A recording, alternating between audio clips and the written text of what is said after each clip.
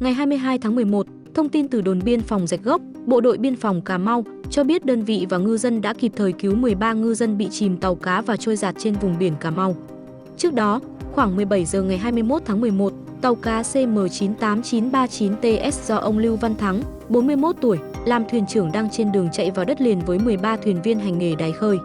Khi cách cửa biển Rạch Gốc khoảng 15 hải lý, tàu cá bất ngờ gặp sóng to gió lớn làm chìm, 13 thuyền viên rơi xuống biển và trôi dạt.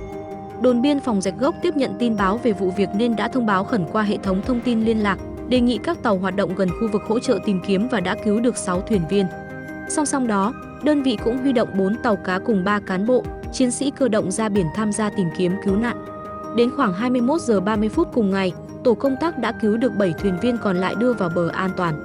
Hiện sức khỏe và tinh thần các thuyền viên đã ổn định. Ước tính thiệt hại tài sản tàu cá bị chìm khoảng 1 tỷ đồng.